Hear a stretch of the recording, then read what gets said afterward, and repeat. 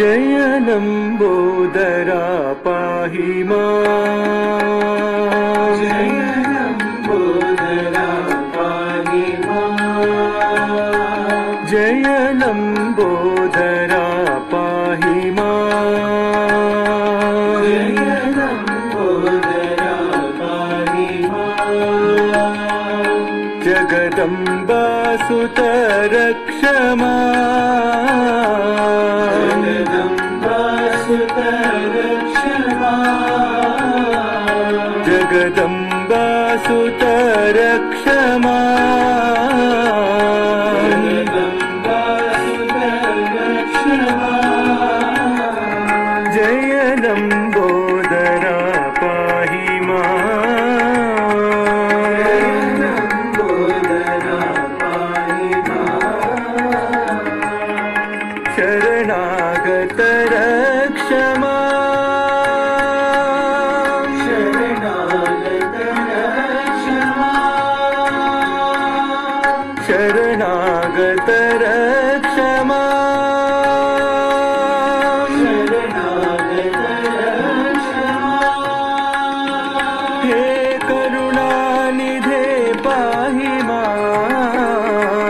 हे करुणानिधे पाहि मां। हे करुणानिधे पाहि मां। हे करुणानिधे पाहि मां। श्री गणनाथ संरक्ष मां। गणनाथ संरक्ष मां।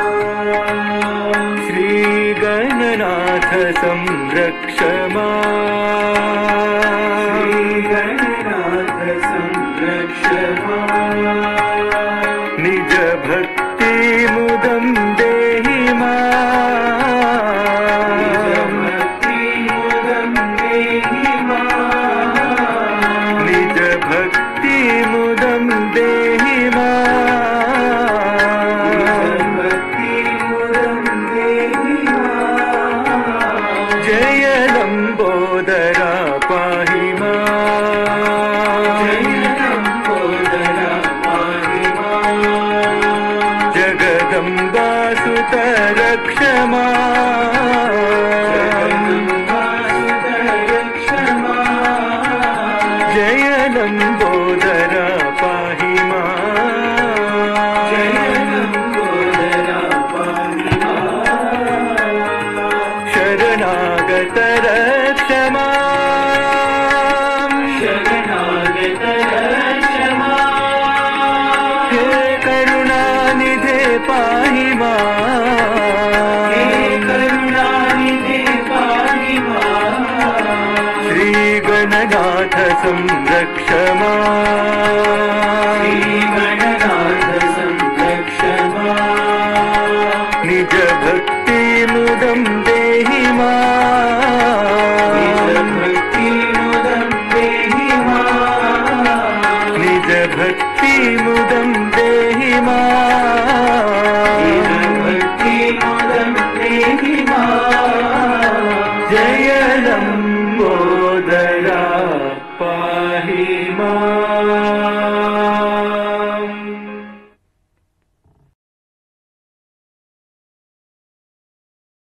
विशाल हिमालय से सर्वोच्च शिखर की ओर जा रही प्राकृतिक मनोहारी दृश्यों से पूर्ण और उधरगामी मार्ग पर ज्यों-ज्यों पर आगे की ओर बढ़ते जाते हैं, त्यों-त्यों पर्वतराज की गौरव गरिमा बढ़ती जाती है और उसे निहारते हुए, देखते हुए नेत्र आश्चर्य से, हैरानी से खुले रह जाते हैं। तन रोमांचित होता है, वाणी मूक हो जाती है और तेजोमय आनंद की ऐसी लहर उठती है कि सारी शुद्ध बुद्ध बिसर जाती है। इसका वर्णन करने के लिए साहस कर मुंह खोलता हूँ कि वह तो शक्ति क्षीण हो गए, शक्ति की अस्पष्ट बुदबुदाहट मात्र ही है। ऐसे हजारों लाखों लोग हैं जो इस मार्ग पर खींचे हुए आगे बढ़े जा रहे हैं।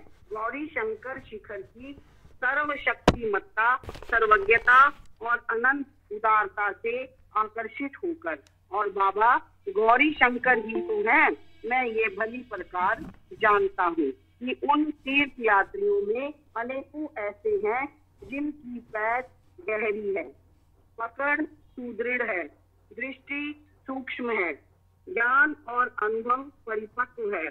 वे बहुत ऊंची ऊंचाई पर रह सकने का सामर्थ्य और शक्ति रखते हैं और उनमें दुर्गम उच्च स्तरों पर आने वाले झंझाओं से जूझने का सामर्थ्य है। मुझे आशा है कि वह समय शीघ्र जब आपको ऐसे यात्री की आंतरिक अनुभूति से प्रस्फुटित दिव्य आनंद देने वाली पुस्तक का दर्शन करने का सौभाग्य प्राप्त होगा। तब तक पुस्तक के एक के बाद एक पृष्ठ पलटते चले और मिलकर विस्मय और विवेक, रहस्य और रोमांच, सत्य और साक्ष्य और गौरव और गरिमा तथा परम शांति का आनंद प्राप्त करे।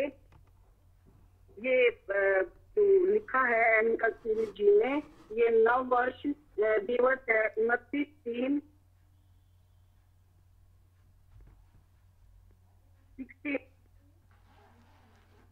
अब हम 7 वृक्ष पढ़ेंगे।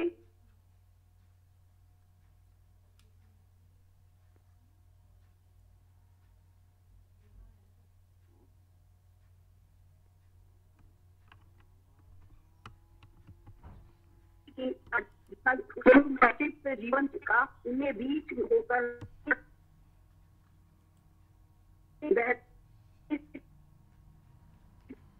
26 हुई।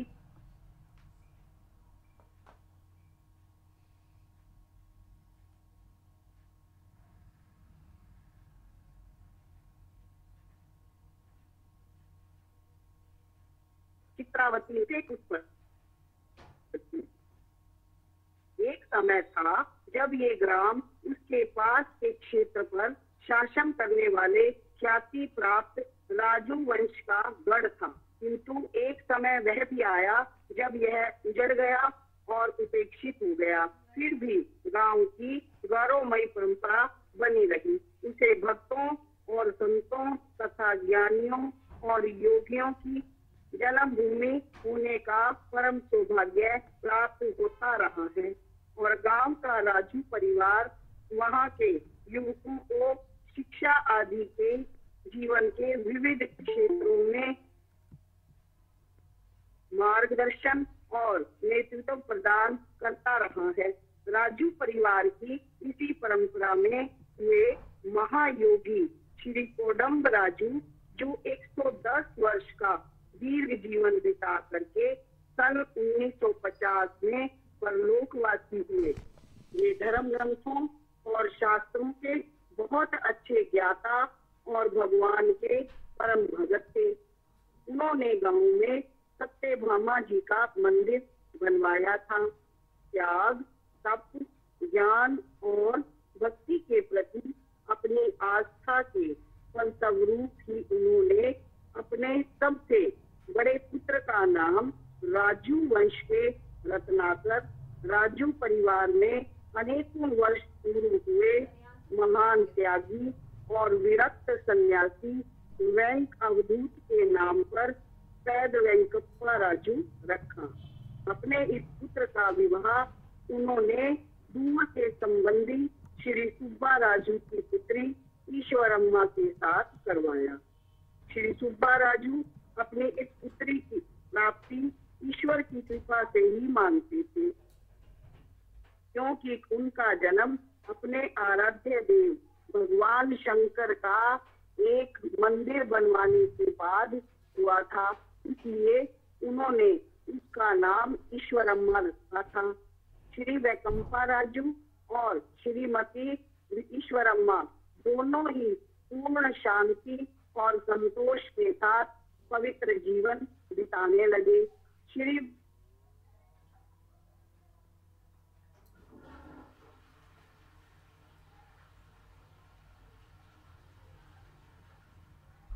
कंपा राजू का मनोरंजन अपने पिता श्री कोडम्ब राजू के समान ही गांव-गांव के पौराणिक पात्रों और वीर नायकों की भूमिका निभाने तक ही सीमित रहता था। उनके एक पुत्र और 2 पुत्रियां हुई। ईश्वर अम्मा को दूसरे पुत्र की बड़ी कामना हुई और उन्होंने जिससे मनोरथ भाव से सत्यनारायण भगवान का व्रत पूजा आदि करना प्रारंभ कर दिया। 23 नवंबर 1926 के दिन ब्रह्म मुहूर्त में ईश्वर अम्मा की पुत्र प्राप्ति की इच्छा पूर्ण हुई। उन्होंने बालक का नाम सत्यनारायण रखा। कुछ ही समय में ये प्रकट हो गया कि सत्यनारायण असामान्य और विलक्षण दैविक शक्तियों और प्रतिभा से संपन्न महान बालक हैं। बाल्य अवस्था में ही सत्यनारायण ने अपने बाल साथियों का ऐसा प्रेम, श्रद्धा और विश्वास अर्जित कर लिया था कि वे उन्हें गुरु कहकर पुकारने लगे। वह उनकी सभी शंकाओं और समस्याओं का ऐसी सरलता से समाधान कर देते थे कि उन्हें संकट की घड़ी में भी अपार सांत्वना प्राप्त होती। ना कभी वे उनसे खींचते थे, ना झगड़ते थे और उन्होंने अपने प्रेम पूर्ण व्यवहार से बाल साथियों की के क्या सभी ग्रामवासियों के हृदयों पर विजय पा ली थी। इस छोटी सी ही अवस्था में वह एक बड़े दाता बन गए। एक खाली झोले में हाथ डालकर किसी को रबड़ तो किसी को खिलौना, किसी को फल तो किसी को फूल दे देते। और विस्मय तो ये है कि उनमें ऐसी ऐसी वस्तुएं होती जो उस गांव में तो क्या आसपास के क्षेत्र में भी मिलना दुर्लभ थी। जब कोई पूछता कि वह उन सब वस्तुओं को कहाँ से प्राप्त करते हैं तो उनकी उत्सुकता को शांत करने को केवल इतना भर कह देते कि मैं जो कुछ चाहता हूँ ग्राम देवी मुझे दे जाती है। लेकिन आश्चर्य तो बना ही रहता था। इस प्रकार के विस्मयकारी चमत्कार बढ़ते ही गए। जब उन्हें स्कूल में भर्ती करवाया गया तो लोग उन्हें ब्रह्मज्ञानी कहकर पुकारने लगे।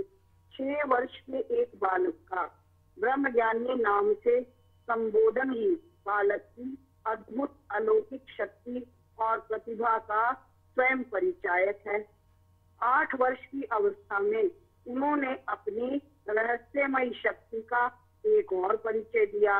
एक दिन कक्षा में जो कुछ लिखवाया जा रहा था उसमें सत्यनारायण कोई ध्यान नहीं दे रहा है, ऐसा सोचकर अध्यापक ने उन्हें बेंच पर खड़ा कर दिया। किंतु वह अध्यापक भरसक प्रयत्न करने पर भी तब तक अपनी कुर्सी से ना उठ सका जब तक कि उसने एक अन्य अध्यापक के समझाने पर सत्यनारायण को बेंच उतरकर बैठने के लिए नहीं कह दिया। ये बात उस क्षेत्र में चर्चा का विषय बन गई और इसका बड़ा प्रचार हुआ। किंतु सत्यनारायण पूर्ववत पहले की तरह ही सादगी, शांति और विनम्रता के साथ रहते रहे। उन्होंने कुछ बालकों को साथ लेकर एक भजन मंडली बना ली। स्वयं भजन बनाते और उन्हें गाना सिखाते और गांव-गांव में स्थान स्थान पर भजन कीर्तन का सुरुचिकर आयोजन करते। सत्यनारायण संगीत और नृत्य में तो प्रवीण थे ही, नाट्य विद्या और अभिनय कला का भी उनमें ऐसा कौशल था कि उस क्षेत्र में आने वाली नाटक कंपनियां तक उनसे अपने नाटकों में काम करने के लिए आग्रह करती थी। 12 वर्ष की अल्प आयु में ही, छोटी सी आयु में ही सत्यनारायण नाटकों के लिए गीत और संवाद लिखने में सिद्धार्थ थे, एक्सपर्ट थे। भाषा के अध्यापक थे। अतएव शिक्षा के लिए और कमालपुर और उर्वो पर नारायण ने अपने ज्ञान कौशल दैविक हर क्षेत्र में ऐसा परिचय दिया कि सभी विद्यार्थी और अध्यापक उनके सामने नगण्य हो गए। कवि, नाटककार, कलाकार, खिलाड़ी, स्काउट सभी रूपों में उन्होंने अपनी असामान्य श्रेष्ठता स्थापित कर दी। लोगों की खोई हुई वस्तुओं का पता दे देते, दूसरों के अव्यक्त विचारों को व्यक्त कर देते, उनके भूत और भविष्य की बातें बता देते। संकटग्रस्त और अन्य दुखी लोग उनके पास भागे चले आते और सांत्वना पाते। प्रेम स्वरूप सत्यनारायण सबके हृदयों पर अपने प्रेम का आधिपत्य जमाते चले गए। हाई स्कूल पाठ्यक्रम के प्रथम चरण के 5 वर्ष तो पूरे कर लिए, किंतु दूसरे चरण के दूसरे वर्ष के अभी कुछ ही सप्ताह बीते थे कि जिस कार्य के लिए मानवीय देह धारण करनी पड़ी उसकी अधिक अपेक्षा उन्हें असह्य हो गई। अपनी वास्तविक दिव्यता और गौरव को फूल और घर के क्षुद्र और अनर्थक आवरणों में कहाँ तक छिपाते, छोटे छोटे कामों में कहाँ तक छिपाते इतनी बड़ी प्रतिभा को।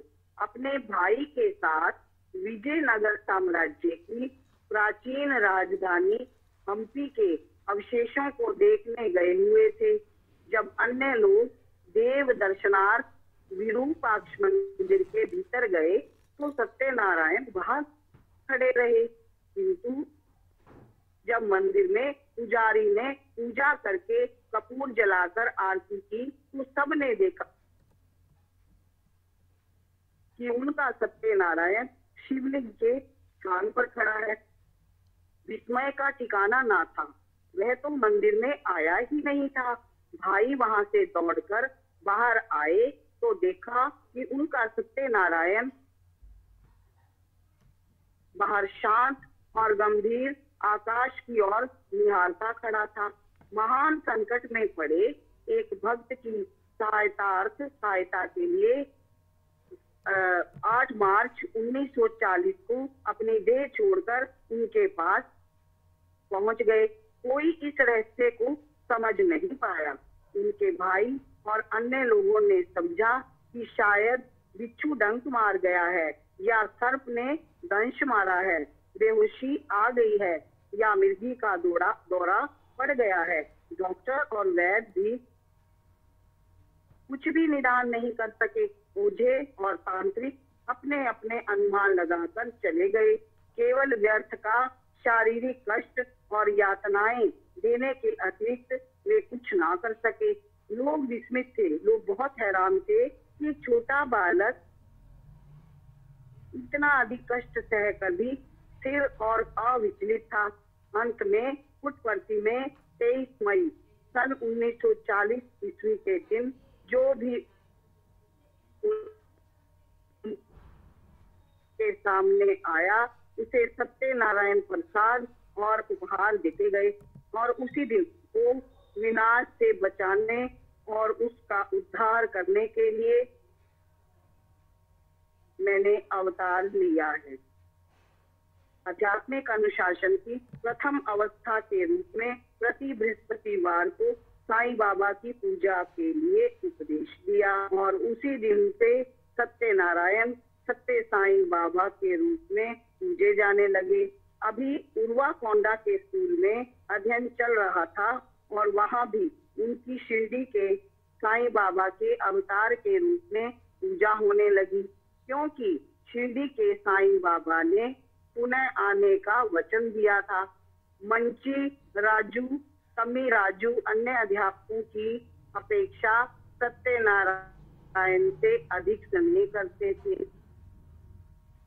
उन्होंने सत्यनारायण की प्रत्येक बृहस्पतिवार के दिन साईं बाबा के रूप में पूजा का वर्णन करते हुए लिखा है कि किस प्रकार साईं बाबा उस दिन सामूहिक प्रार्थना और पूजा के लिए एकत्रित होने वाले लोगों को पवित्र विभूति, प्रसाद और उपहार बांटते थे। केवल हवा में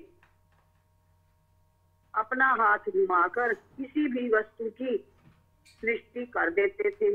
शिरडी साईं बाबा, जिन्होंने अपना शरीर सन 1918 में त्यागा था, लंबा चोगा पहनते थे।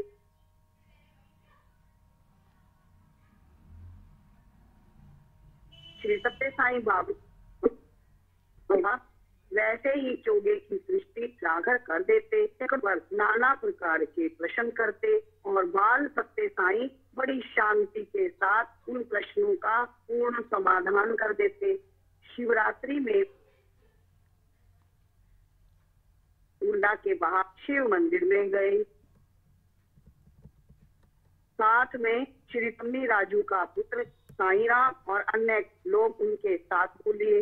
उन लोगों के आश्चर्य का कोई ठिकाना ना रहा जब उन्होंने देखा कि एक दिव्य प्रकाश पुंज साईं बाबा से निकलकर शिवलिंग की ओर और दूसरा ऐसा ही प्रकाश पुंज शिवलिंग से निकलकर साईं बाबा की ओर प्रवाहित है। एक बृहस्पतिवार उन्होंने श्री काशी भाटल राम मूर्ति की पत्नी से कहा, मैंने तुम्हारे पूजा गृह में एक चित्र रख किया है, जाओ उसकी पूजा करो। वह दौड़ कर गई, बंदरों की दरवाजे अच्छी तरह से बंद करके आई थी, ताले खोले, सब कुछ अच्छी तरह से बंद था।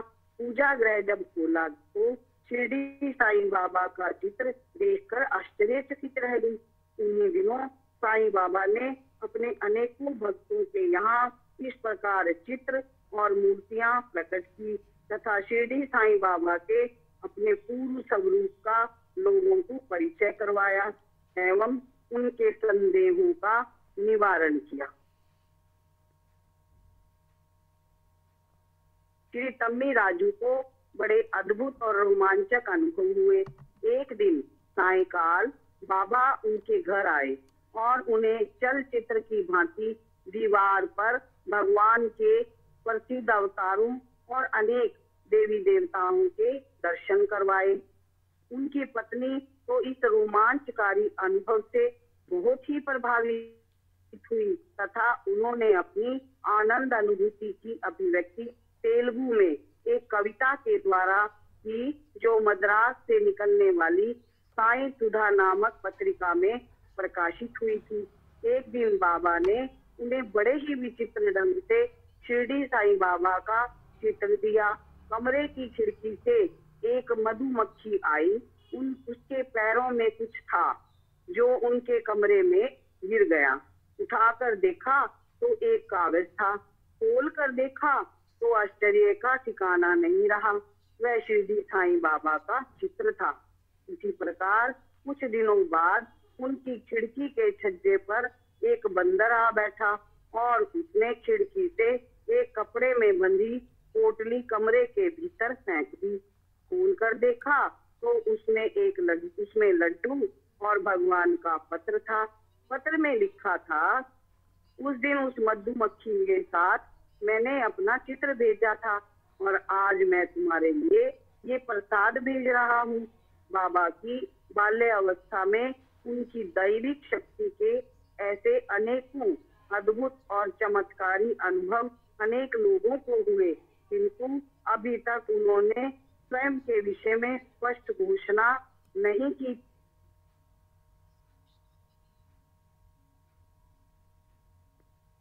इस घोषणा के लिए 20 अक्टूबर 1940 का दिन चुना। उस दिन अन्य दिनों की अपेक्षा उन्होंने अपनी पुस्तकें दरवाजे पर फेंक दी। भीतर से भाभी दौड़ कर आई कि क्या बात है। बाबा बोले, अब मेरा आप लोगों से कोई संबंध नहीं है, मैं जा रहा हूँ, मुझे कार्य करना है। और दरवाजे से ही ये कहते हुए और लौट पड़े कि मेरे भक्त गुहार रहे हैं। मेरा काम जिसके लिए मैं आया हूँ अभी ज्यों का त्यों पड़ा है। अब मैं उसे प्रारंभ करने जा रहा हूँ। और तेजी से कदम बढ़ाते हुए वे आगे बढ़ गए। पड़ोस के पंडित नारायण शास्त्री उन्हें शास्त्री जी बाबा से डरते थे, क्योंकि एक दिन शास्त्री जी जब संस्कृत के एक क्लिष्ट बहुत ही मुश्किल श्लोक की व्याख्या कर रहे थे तो बाबा ने उनकी व्याख्या के दोष को शुद्ध किया था। हिम्मत करके जब शास्त्री जी बाबा को घर से पलायन करने पर प्रताड़ित करने उनके सामने पहुंचे तो बाबा के मुख के चारों ओर एक दिव्य प्रभा मंडल देखकर स्तंभित रह गए, किंतु उनके सुसंस्कारों ने उन्हें तत्काल सजग कर दिया और शास्त्री ने बाबा के चरण स्पर्श कर लिए। पीछे पीछे बड़े भाई शेषम राजू भी आ गए, किंतु बाबा को लौटा ले जाने के लिए उनके सारे प्रयत्न बेकार गए। बाबा ने स्पष्ट घोषणा की, माया हट गई है, अब मेरा आपसे कोई संबंध नहीं है, मैं साईं बाबा हूँ। बाबा समीप ही आबकारी निरीक्षक श्री अंजनी यलू के घर के बाहर बगीचे में पहुंचे। ये स्थान काफी खुला और विस्तृत था। वहां वे एक वृक्ष के नीचे बैठ गए। पूर्वा कोंडा के लोग इस समाचार को सुनकर वहां पहुंचने लगे। काफी भीड़ जमा हो गई। तभी बाबा ने भजन प्रारंभ किया, जो शीघ्र ही सबकी जीवा पर महामंत्र सा व्यापक हो गया और उसका ऐसा प्रभाव हुआ कि सैकड़ों हजारों लोगों के जीवन परिवर्तित हो गए, स्वभाव बदल गए, विचार बदल गए और नीचे की ओर गिर रहे लोग ऊपर की ओर उठने लगे। यह वही उपदेश था जो श्री कृष्ण ने अर्जुन को गीता का पूर्ण ज्ञान देने के पश्चात अंत में दिया था कि तू सारे धर्मों को छोड़कर मेरी आनंद शरण में आ जा, मैं तुझे समस्त पापों से मुक्त कर दूंगा। बाबा ने शरणागति और आनंद भक्ति का यही उपदेश दिया। मानस भजरे गुरु चरणम, दुस्तर भव सागर तरणम। माता पिता ने सुना तो बड़े चिंतित हुए। जैसे तैसे वे बाबा को इस अनुनय विनय और आश्वासन के साथ उत्पत्ति लिवा कर लाए कि आप हमारी आंखों से दूर ना रहें, पुटपर्थी में ही निवास करें, हम आपके लिए किसी प्रकार बाधक नहीं होंगे, आप अपने कार्य में संलग्न रहें, भक्तों को अनुग्रहित करते रहें। अब पुटपर्थी में हर दिन बृहस्पतिवार की तरह बाबा की पूजा आरती का दिन हो गया। कोई केवल उत्सुकतावश तो कोई सच्ची जिज्ञासा थी, कोई श्रद्धा से दर्शन मात्र को तो कोई कष्ट निवारण की आशा या मनोकामना की पूर्ति के लिए अब आने लगा। तो अलग अलग उद्देश्यों से बाबा के दर्शन को आने लगे। बाबा का अधिकांश समय गांव के ब्राह्मण करणम के यहाँ बीतने लगा। वहीं वृद्ध सुबम्मा अपने आने वाले तीर्थ यात्रियों को की प्रेम भाव के साथ सेवा करने लगी। बाबा बहुत से भक्त जनों की इच्छा पूर्ण करने लगे। किसी को शिरडी स्थित द्वारका माई के दर्शन करवा देते, किसी के आंतरिक फोड़ों का उपचार करते, किसी की पीड़ा मिटा देते, तो किसी की कष्टों और संकटों से मुक्ति करवा देते। संध्या के समय भक्तों को साथ लेकर चित्रावती के तीर पर पहुंच जाते और नदी की रेती हाथ में लेकर चित्र मूर्ति, मिष्टान, फल आदि की सृष्टि करके भक्तों में वितरित कर देते। कभी पास की पहाड़ी के ऊपर चढ़ जाते और भक्तगण नीचे से उनकी ओर निहारते तो उन्हें अपने इष्ट देवों शिव नारायण, कुमार स्वामी तथा अन्य विभिन्न देवों के दर्शन होते। उस पहाड़ी पर इमली के पेड़ के पत्ते तोड़ते और उन्हें भक्तों में बांटते तो वे लोग इमली के पत्तों के स्थान पर सेब, आम, अंजीर, केले, अंगूर आदि नाना प्रकार के ताजा फल पाते, जो उस गांव में तो क्या आसपास के क्षेत्र में भी नहीं मिल सकते थे। बाबा आध्यात्मिक मार्ग के साधकों के सामने आए अवरोधों को दूर करते और उनका मार्गदर्शन करते। एक बार उस पर्ची में एक साधु आया। उसने मौन और निर्वस्त्र रहने के 2 व्रत लिए हुए थे। बाबा की निगाह से भला क्या छिप सकता था। बाबा ने उसे एक तौलिया दिया और समझाया, समाज में रहकर आध्यात्मिक साधना करने में वाणी और वस्त्र किसी प्रकार बाधक नहीं होते हैं, अतएव क्यों अपने अनुयायियों पर बोझ डालते हो। और यदि इसी प्रकार रहना है तो फिर किसी जंगल में जाकर साधना करो, मैं तुम्हें वहीं भोजन और सुरक्षा प्रदान करूंगा।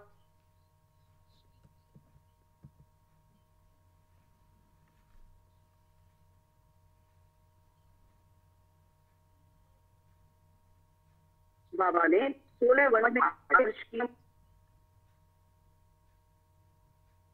जाने के ही अवतार लिया है।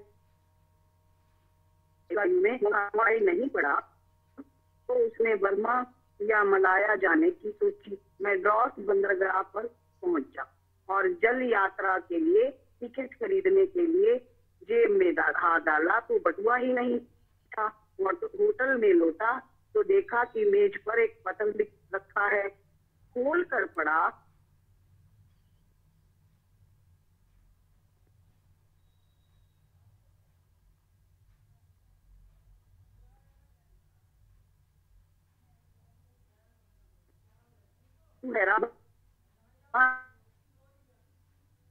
ने देखा कि उस क्षण घर लौट गए।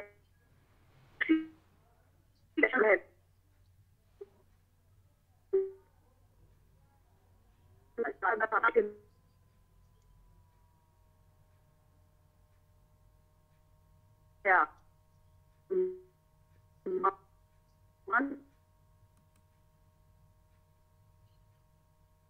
वर्षों समान सोचने लगा है।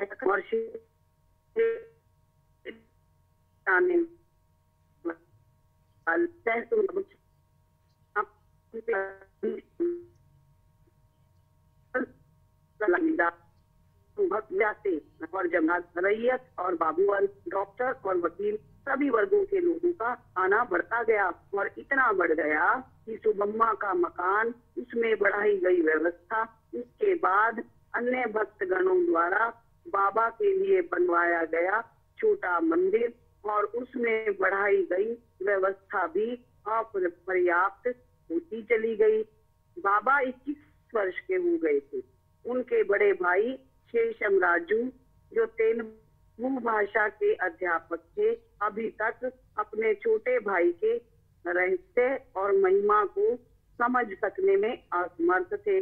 वे बाबा पर शुद्ध भ्रातृभाव और विस्मय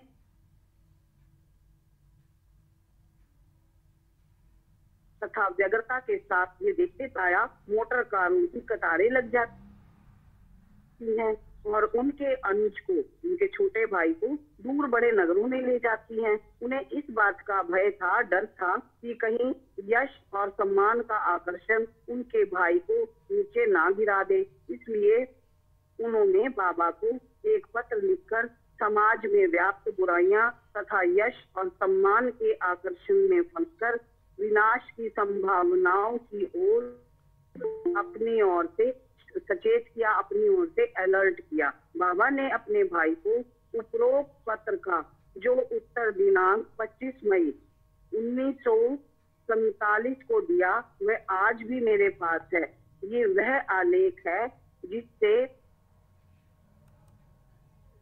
बाबा की महानता उजागर होती है। यद्यपि वह पत्र उन्होंने अपने भाई को लिखा था, किंतु वह मेरे समस्त भक्तों को संबोधित था। प्रियवर, क्या लिखा था उस पत्र में? प्रियवर, आपने जो पत्र भिजवाया था वह मुझे प्राप्त हुआ। पत्र से प्रकट हुआ कि आपके हृदय में मेरे प्रति भक्ति और प्रेम की हिलोरें उठ रही हैं, किंतु साथ ही उसमें संदेह, भय और चिंता की धाराएं भी प्रवाहित हैं। मैं आपको ये भली प्रकार बता दूं कि ज्ञानी, योगी, सन्यासी, संत इसी प्रकार के सच्चे लोगों के हृदय तल तक पहुंचना और उनके स्वभाव और प्रकृति का पता लगा सकना और सही अर्थों में उन्हें समझ सकना अपनी अलग अलग मानसिक स्थिति, दृष्टिकोण, विचार शक्ति और विशेषताएं होती हैं और उनके अनुसार वह बोलता है, सोचता है, विचारता है और निर्णय करता है। लेकिन हमें अपने सद्मार्ग पर बुद्धि, विवेक और संकल्प पर किसी प्रकार की किसी में बिना अडिग और अविचलित रहना है। कहावत है कि जिन वृक्षों पर फल लगते हैं उन पर ही पत्थर फेंके जाते हैं। भले और बुरे ही आपस में एक दूसरे को निंदा और उपहास के लिए उकसाते हैं। इस संसार का यही स्वभाव है। आश्चर्य तो तब होना चाहिए जब ऐसा नहीं होता हो। लोगों पर दया आती है, ना तो उन्हें सत्य का ज्ञान है, ना ही सत्य अन्वेषण के लिए, सत्य की खोज करने के लिए यथार्थ जिज्ञासा और धैर्य है।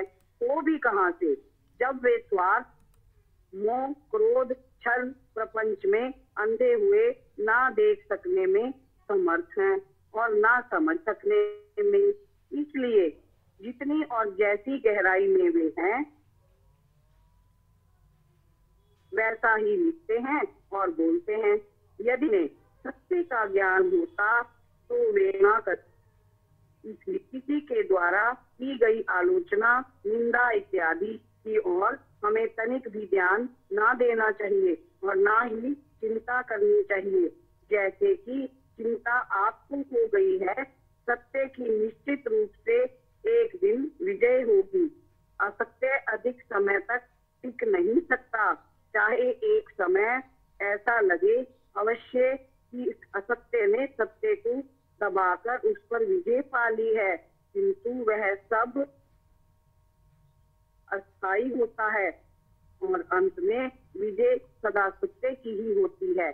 सद्पुरुष ना तो लोगों से सेवा वंदना, यश और प्रशंसा पाकर पूरते हैं और ना ही निंदा और आक्षेपों को सुनकर दुखित होकर संकुचित होते हैं। वास्तव में महान पुरुषों के जीवन, रहन सहन और आचार व्यवहार के लिए किसी भी शास्त्र में नियम निर्धारित नहीं किए गए हैं। वे अपना मार्ग स्वयं निर्धारित करते हैं और वही मार्ग दूसरों के लिए आदर्श बन जाता है। महाजनों येन गतः स पंथः, उनकी बुद्धि और विवेक ही उनके कार्यों और गतिविधियों की निर्णायक होते हैं। आत्मतृप्ति और संतोष तथा सर्वजन हिताय सर्वजन सुखाय के लिए कार्यरत ये दो विशेषताएं ही होती हैं उनकी। वे भक्तों के योगक्षेम का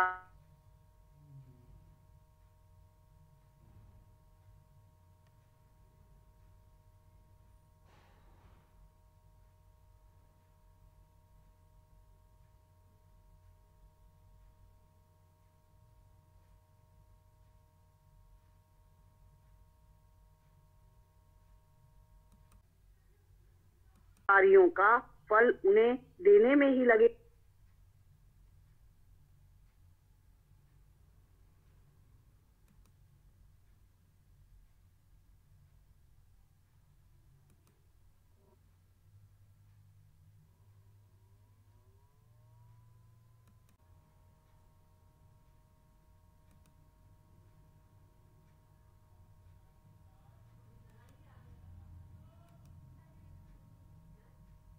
कार्य है मानव मात्र का कल्याण और उनके जीवन में आनंद का संचार करना।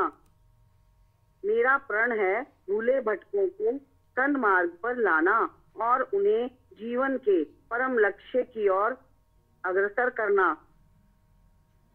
दीन दुखियों के संकट के निवारण और उनके अभावों की पूर्ति करने के लिए जिस कार्य में मैं लगा हूँ वो मुझे बहुत प्रिय है। जो लोग मेरा अनन्य भाव से चिंतन, भजन और पूजन करते हैं, मैं उनकी रक्षा करता हूँ, इसका मुझे गर्व है। भक्ति की मेरी अपनी परिभाषा है। मैं चाहता हूँ कि जो मेरे भक्त हैं उन्हें सुख, लाभ और हानि समान समझने चाहिए।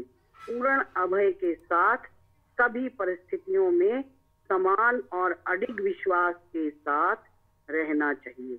इस प्रकार जो मेरे आश्रित रहते हैं उन्हें मैं कभी नहीं त्याग सकता। मैं इस प्रकार जब अपने कार्य में लगा हूँ तो मेरा नाम कभी कैसे बदनाम हो सकता है?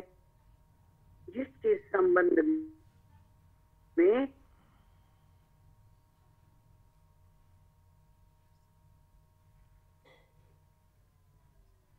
आप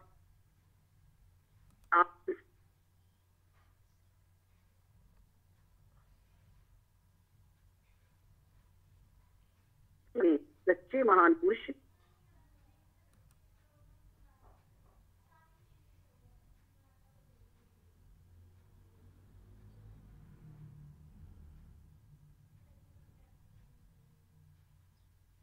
अधम नहीं हो जाते। निंदा और स्तुति का प्रभाव भाव को पर क्या अपने का प्रदर्शन करने के लिए वे लोग जो शुष्क शास्त्री बने अपने तर्क कौशल के आधार पर अपनी श्रेष्ठता का दावा करते हैं।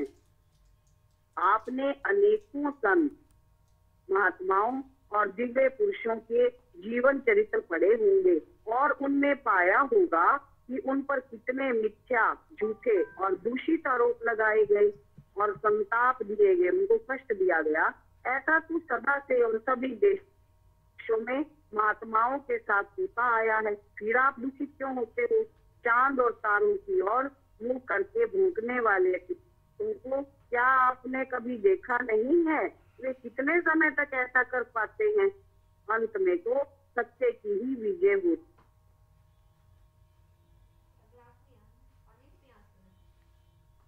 है और उसमें भी मुझे करता हूँ और ना ही अपने संकल्प से च्युत हो सकता हूँ। मैं उन्हें पूरा करूंगा ही।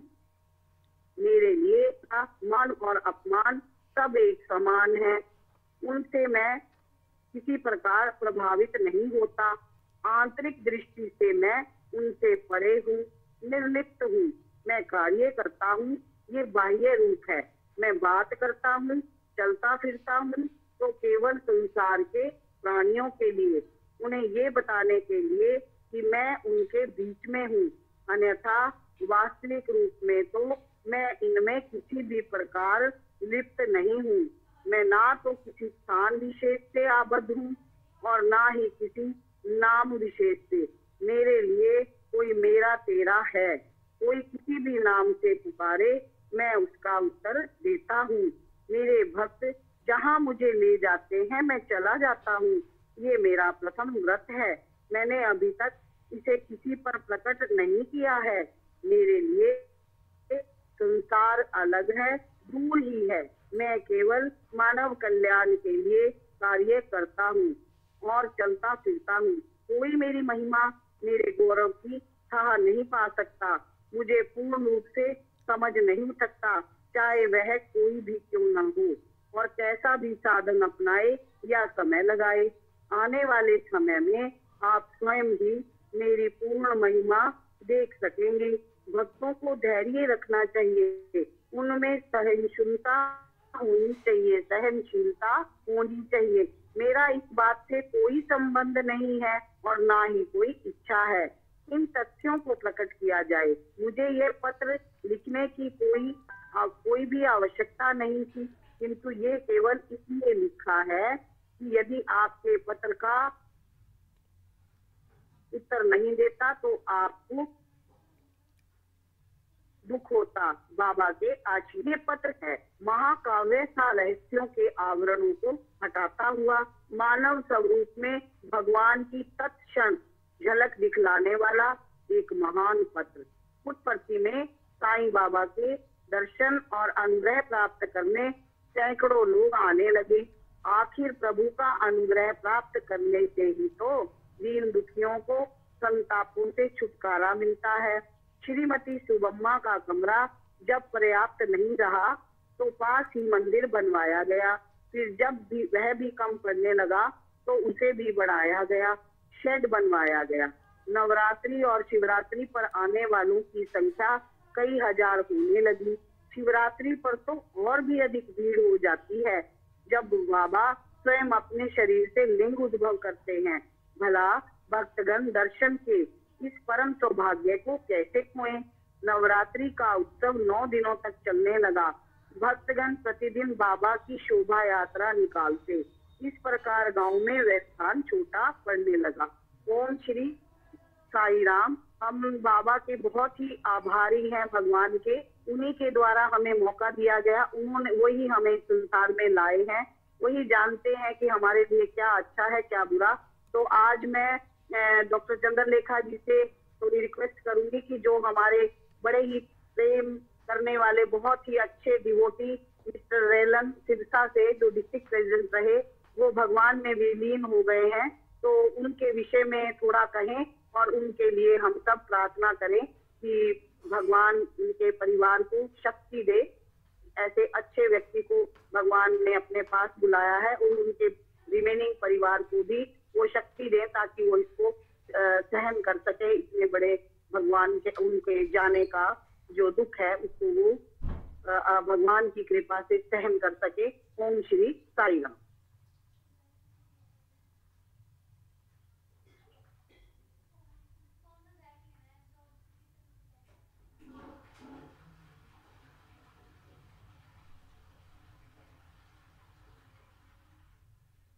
साई राम जी, हेलो साई राम।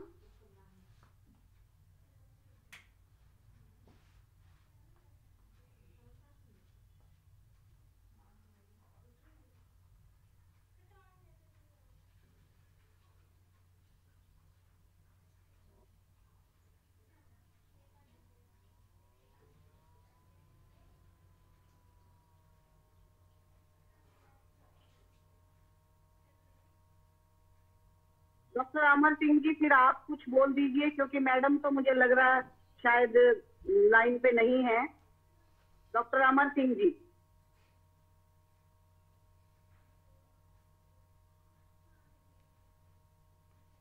साई राम जी। हाँ जी, साई राम।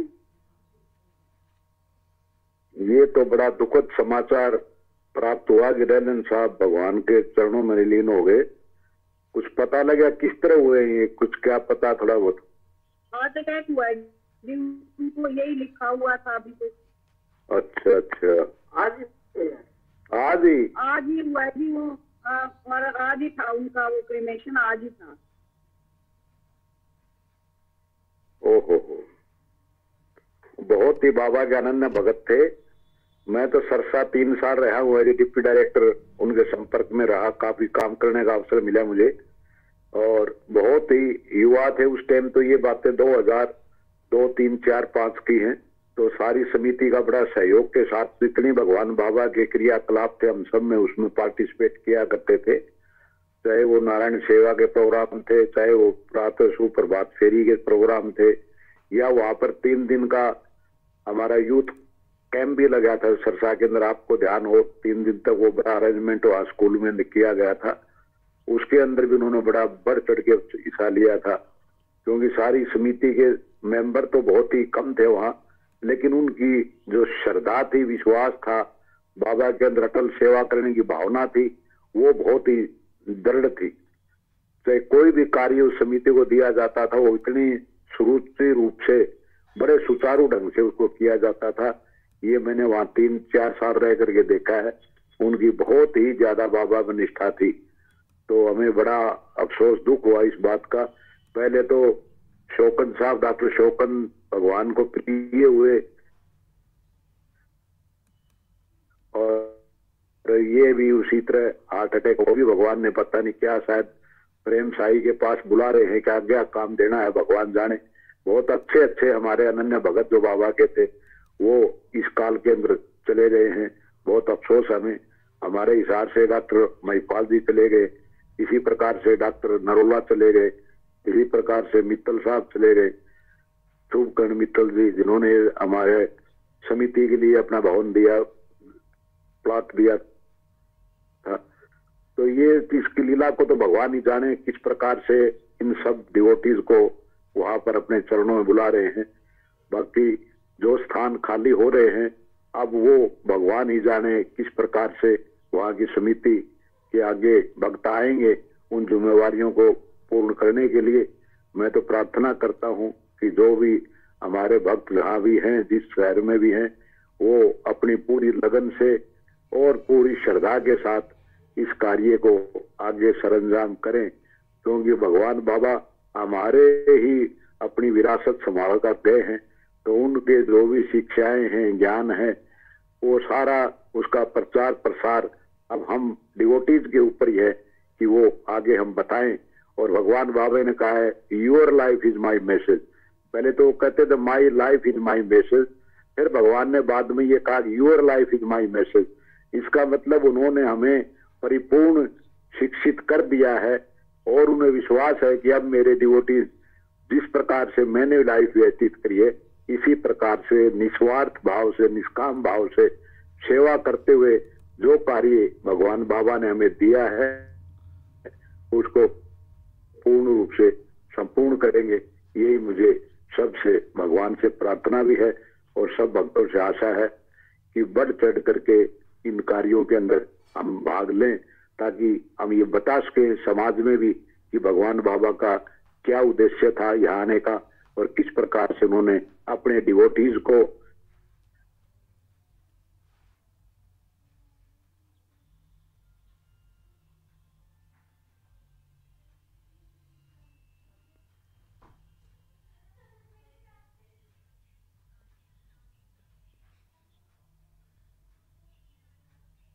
ट्रांसपोर्ट बारे में कुछ भी जानता है तो मैं उनका वेलकम करता हूं, वो आकर के अपने विचार प्रकट करे। साई राम जी।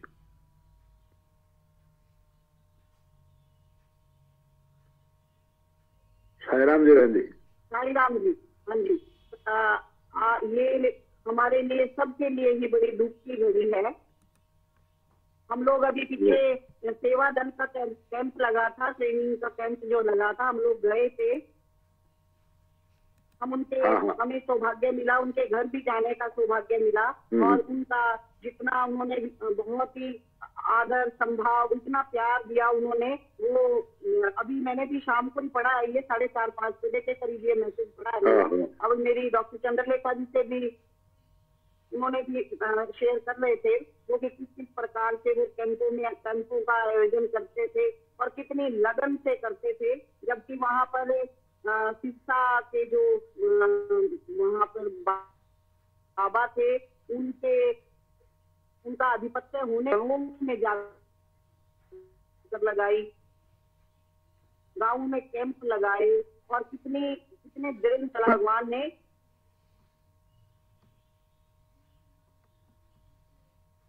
शरीर अपने किसी भगवान ने इसलिए भक्त हैं की और ये भी किसी को भगवान से की प्रार्थना कर सकते हैं कि जो हम जैसे आज हम ये भगवान का चरित्र कितना भगवान ने हमारे हमें सुनने का मौका दे रहे हैं। भगवान बार बार हमारे जीवन को ये जो आयाम है इनको दृढ़ कर रहे हैं कि हम भी जो भी हमारे इतने अच्छे डिवोटी जो अभी डॉक्टर साहब ने बताया वो कितने समर्पित भाव से काम करते थे। बड़े शरीर के माध्यम से जो हमें भग दिया है हम उसको उसके मानी कितनी अच्छी बात है कि ये इतना अच्छा ये भगवान मौका देते हैं। भगवान के बिना कौन दे सकता है कि ये स्टडी सर्कल चलता है जिसके माध्यम से हमें भगवान की एक एक बात को दोबारा से एक हमारे में नवजीवन होता है। एक एक मिनट एक एक क्षण जो है मैसेज का है। देखो हमारा अभी थोड़ी देर पहले वो थे, आज कल तक तो वो थे और आज देखो हमें एक ही मिनट में पता चला। तो कैसे हमारे जीवन में सारी उनकी आ गई, जितनी भी खूबियां थी उनकी तो ही छोड़ के जानी है। तो इच्छा देते हुए भगवान हमें शक्ति दें कि हम भी भगवान के कार्यों को कर सके। आत्मा भगवान में विलीन हो गई है, भगवान अपने अपने जो मैसेंजर थे उनको अपने पास बुलाया है। आगे ना जाने कितने काम उनसे करवाने हैं। और भगवान ही है संचालक परिवारों के, सबके संचालक वही हैं, उन्होंने ही चुना है, उन्हीं के चुने हुए हम इंस्ट्रूमेंट हैं। और भगवान श्री राम